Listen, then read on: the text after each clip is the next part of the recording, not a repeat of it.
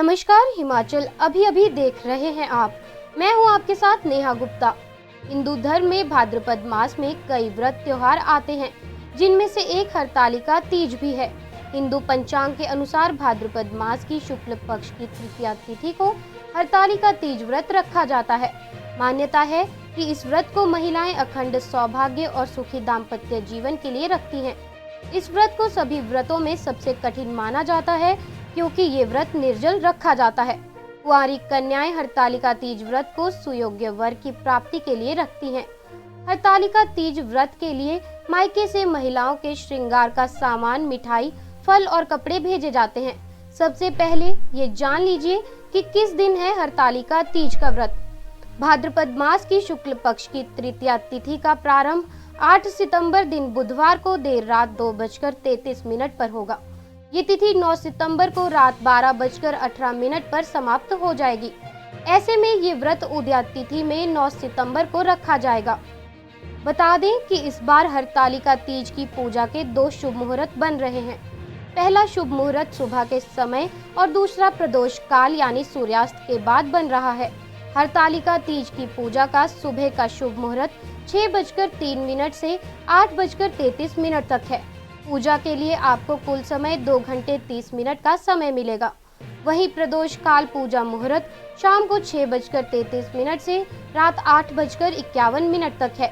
हरतालिका तीज की पूजा विधिवत तरीके से करने के लिए आपको ये कार्य करने होंगे। हरतालिका तीज में श्री गणेश, भगवान शिव और माता पार्वती की पूजा की जाती है।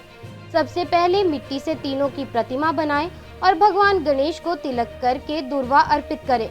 इसके बाद भगवान शिव को फूल, बेलपत्र और शमी पत्री अर्पित करें और माता पार्वती को श्रृंगार का सामान अर्पित करें।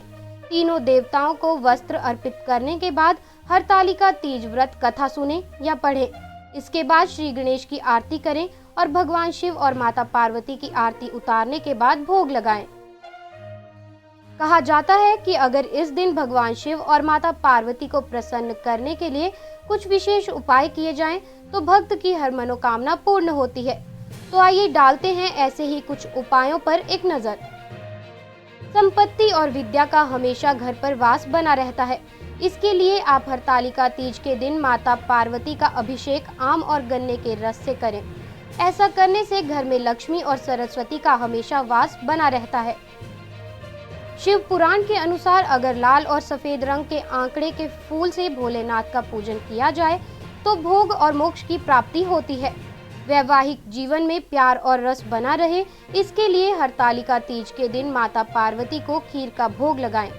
ऐसा करने से पति पत्नी के बीच प्रेम कभी कम नहीं होता। अगर पति पत्नी के बीच मतभेद रहता है तो दोनों को इस दिन दूध में केसर मिलाकर माता पार्वती का अभिषेक करना चाहिए। कहते हैं कि इस दिन माता पार्वती को घी का भोग लगाने और उसका दान करने से रोगी को कष्टों से मुक्ति मिलती है। शिव पुराण के अनुसार भगवान शिव को चमेली के फूल चढ़ाने से वाहन का सुख मिलता है। वेद पाठ के साथ यदि कपूर, अगरू, केसर, कस्तूरी और कमल के जल से माता पार्वती का अभिषेक किया जाए तो सभी प्रकार के पापों का नाश हो जाता है। इतना ही नहीं, व्यक्ति को थोड़े प्रयासों से सफलता मिलती है। माता पार्वती को अगर शहद का भोग लगाकर उसे दान कर दिया जाए तो व्यक्ति के धन प्राप्ति के योग बनते हैं। वहीं गुड़ की चीजों को भोग लगाकर दान करने से दरिद्रता दूर होती है।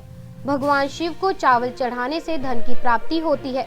वहीं अगर तिल चढ़ाए जाते हैं तो पापों का नाश होता है।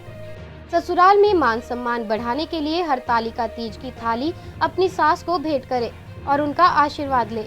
इसके बाद थाली से कुछ चीजें अपनी सास से मांग ले या चुपके से निकालकर माता पार्वती को अर्पित करें। अभी के लिए बस इतना ही, फिर मुलाकात होगी। नमस्कार। पिया तो रखे सा अभिमान, पिया तो बीती यादों से नाता सहेजना सीखा, हाथ थाम कर जिनके चलना सीखा, गिरने लगती जब तो उनसे संभलना सीखा। पिया तो रखे सा अभिमान, उनकी डांट से खुद को तराशना सीखा।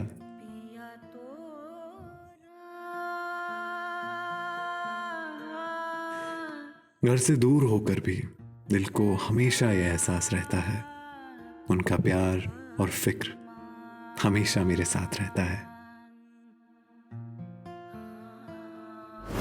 भूषण ज्वेलर्स, अनमोल रिश्तों के लिए।